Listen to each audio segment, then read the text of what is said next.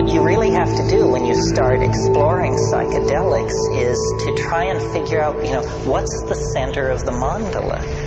What are people talking about? What is it when you arrive on the money? And to my mind, the compound that is most interesting for doing that is DMT. DMT is the most interesting in some ways of the psychedelics because more issues are raised by it than any other. Such issues as, I'll just run over some of them so you get a feeling for it. DMT is the strongest hallucinogen there is. If it's possible to get more loaded than that, I don't want to know about it. And I say so when I'm there. I say, my God, if you can get more loaded than this, keep it away from me. So that's it. It's the strongest. It's also the shortest acting. DMT, when smoked, in most people return you to normal in under 10 minutes. Under 10 minutes. Now, this is interesting because the people who think there's nothing to this, who should actually invest the 10 minutes to find out what's, a 10-minute DMT trip is worth 20 years of academic pharmacology, art history, psychology, and all this other malarkey, because then you just say, okay, I got it. Another very interesting thing about DMT is it occurs naturally in the human brain. Well, now what's going on here? He's saying the strongest drug, the fastest drug, is the most natural drug. It means that, you don't have to sail off into 3-hydroxy-4-pyridyl N-methyl marubishtik or something like that to get into the exotic realms. No, a human metabolite, which takes only 10 minutes to undergo its entire exfoliation and quenching, is the strongest of all. Well, then what is it? What does strong mean? What is a strong psychedelic? It's highly personal. Every psychedelic trip is. But what happens on DMT for a large number of people, we don't have any statistics, but it is a completely confounding experience.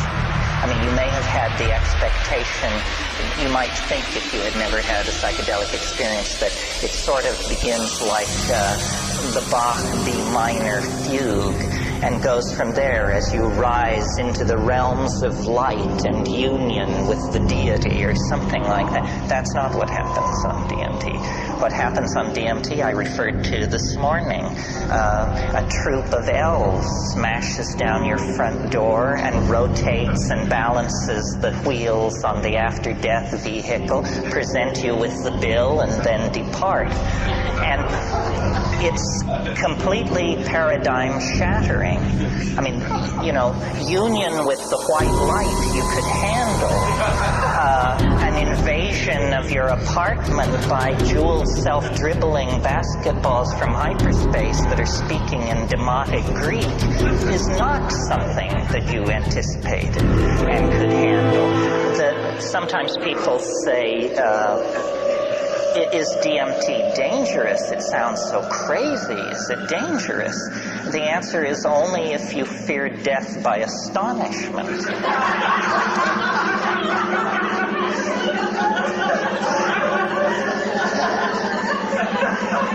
Remember how you laughed when this possibility was raised, and a moment will come that will wipe the smile right off your face.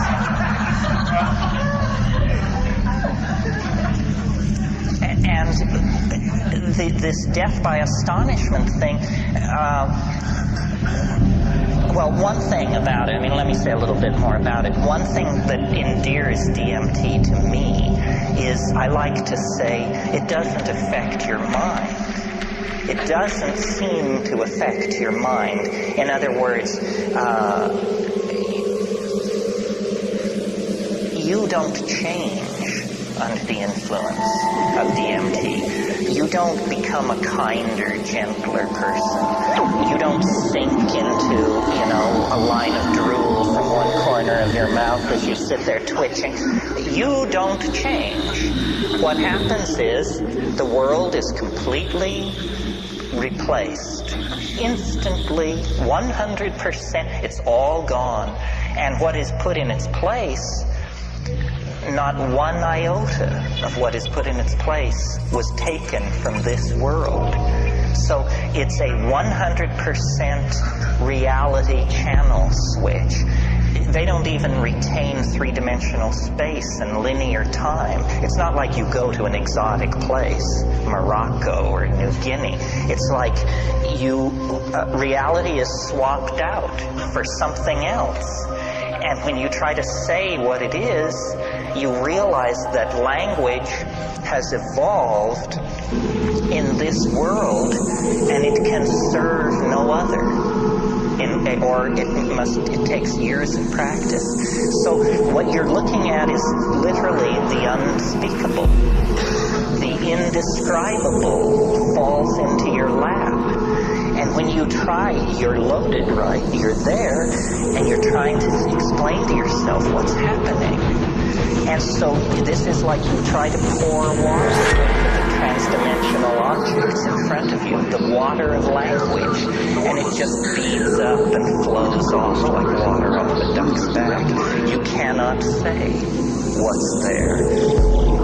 And I've spent, 25 years fiddling with this. It's become the compass of my inspiration, trying to say what is on the other side of that boundary. Just 2 large tokes away at any given time is this non-Euclidean, non-Newtonian, irrational, un-Englishable place. But it's not smooth and empty and clear. That's not what gives it its indescribability. What gives it its indescribability is its utter weirdness, its alienness, its power to astonish. What happens to me when I smoke DMT is there's a kind of a going toward it. There's a sequela of events which lead to the antechamber of the mystery. I mean, you take a toke, you feel strange. Your whole body feels odd. You take a second toke, all the oxygen that seems to have been pumped out of the room, everything jumps into clarity. It's that visual acuity thing.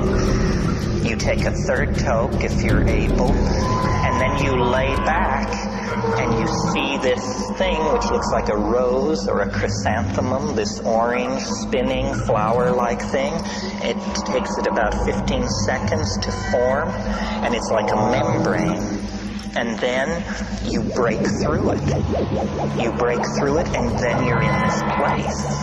And there's an enormous cheer which goes up as you pass through this membrane.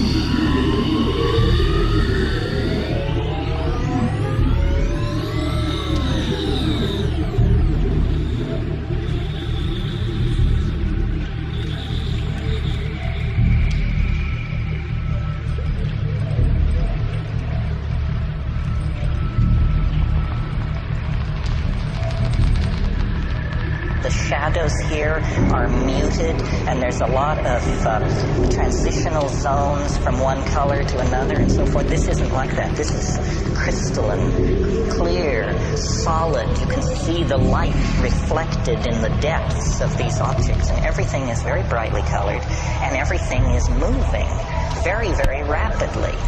And there are entities there. It's not about calling them up or the whisperings of them. No, they're in your face. And they're right here, and they're worse than in your face, because what they do is they jump into your chest, and then they jump out. And so you're like this. And you have to keep saying, keep breathing, don't freak out, pay attention, and the entities speak to you. And they speak both in English and another way, which we'll get to in a minute. But in English, what they say is, do not give way to wonder. Hang on. Don't just go gaga with disbelief. Pay attention. And what they're trying to do is they're trying to show you something. They are very aware of the fleeting nature of this encounter. And they say, don't just spiral off into amazement and start raving about God and all that. Forget that. Pay attention to what we're doing. And then what they're doing is they're dancing around, they're jumping around, they're emerging explicitly out of the background, bounding toward you, jumping into your chest, bounding away, and they make offerings. And they love you. That's the other thing. They say this. They say, we love you. You come so rarely. And, here you are. Welcome. And then they make these offerings. And the offerings are objects of some sort. And now remember, you are not changed. You're exactly the person you were a few minutes before. So you're not exalted or depressed. You're just trying to make sense of this. And the objects which they offer are like Fabergé eggs, or exquisitely tooled and enameled pieces of machinery, but they don't have rigid outlines. These objects are themselves somehow alive and transforming and changing. So when these creatures, I call them tykes, when these tykes offer you these objects, you grok it, you look at it, and immediately, because you are yourself, you have this realization, my God, if I could get this thing back into my world, history would never be the same.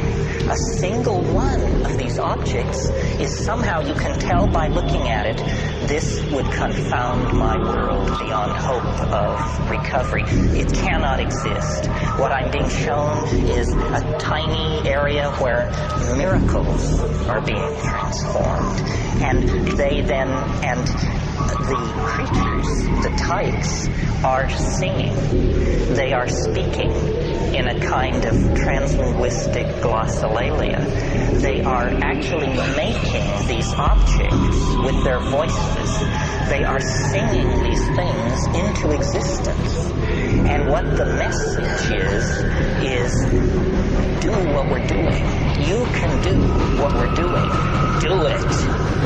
And they get quite pushy about this. They say, damn it, do it. And you're saying, but they're saying, no, do it now, do it. They say, I can't handle this, and then this kind of reaction goes on for a while. Well, then I don't take credit for it. It was not will, but like something comes up from inside of you. Something comes out of you, and you discover you can do it. That you can use language to condense objects into existence in this space. It's the dream of all magic.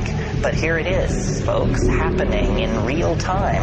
And then they're just delighted. They just go mad with delight and turn somersaults and turn themselves inside out. And they all jump into your chest at once. And after many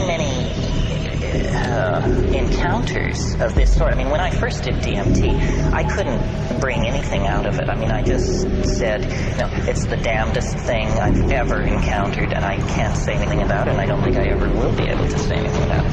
But by going back repeatedly and working at it, I think I've gotten a pretty coherent, well, let's not go that far.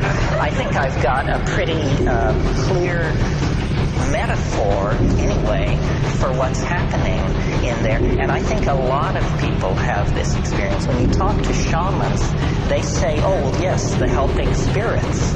Those are the helping spirits. They can help you cure, find lost objects. You didn't know about helping spirits? I said, well, I knew, but I had no idea, that it was so literal. Say, oh, no, that's the helping spirits. But then the other thing they say, if you press a shaman, if you say, well, what exactly is a helping spirit? Say, well, a helping spirit is an ancestor. Say, you mean to tell me that those are dead people in there? Say, well, yes, ancestor, dead person. You didn't know about ancestors, apparently. This is what happens to people who die. And you say, my God, is it possible that what we're breaking into here is an ecology of souls? That these are not extraterrestrials from Zenebel Ganubi or Zeta Reticuli Beta. These are the dear departed. And they exist in a realm which, for want of a better word, let's call eternity. And somehow this drug, or whatever it is allowing me to see across the veil. This is the lifting. You want to talk about boundary dissolution. It's one thing to get tight to your partner. It's quite another to get tight to the dear departed of centuries past. That's a serious boundary dissolution when that happens. What these creatures want, according to them, is they want us to transform our language somehow. And I don't know what this means. I mean, at this point in the weekend and in my life, we all are on the cutting edge. Nobody is ahead of anybody else. Clearly, we need to transform our language because our culture is created by our language, and our culture is toxic, murderous, and on a downhill bummer. Somehow we need to transform our language, but is this what they mean? That we're supposed to condense machines out of the air in front of us? How does this relate to the persistent idea promulgated by Robert Graves and other people that there is a primal language of poetry? That poetry as we know it is a pale, pale thing, and that at some time in the human past, people were in command of languages which literally compel belief. They compel belief because they don't make an appeal through argument or metaphor. They compel belief because they are able to present themselves as imagery. William Blake said, if the truth can be told so as to be understood, it will be believed. And so these things and it's very confusing because you wonder, you say, well, have people been doing this for thousands of years? And if so, have they always encountered this tremendous urgency on the other side? If people have been doing it for thousands of years, why is there this urgency on the part of these entities? And who exactly and what exactly are they? It appalls me, you can probably tell, that I have to talk about this because this is not my bailiwick. I mean, I'm a rationalist who's just had a very weird set of experiences, but I am a rationalist. I mean, I have no patience with channeling, the lords of the many rays, the divas, and, there's this whole thing going around about disincarnate intelligence, and it's mostly under the control of fairly, shall we say, non-rigorous thinkers. But I like to think that I am a rigorous thinker, and yet here I am telling you that, elf legions await in hyperspace, one toke away. The difference between my rap and, the Findhorn folks or somebody like that is that we have an operational method for testing my assertion. We can all smoke DMT, or you can make it your business to now find out about this and see for yourself. And not everybody agrees with me. I mean, some people say there wasn't anything like that. But some people agree, and I think if you get 2 out of 10 agreeing with a rap like this, then you better pay attention.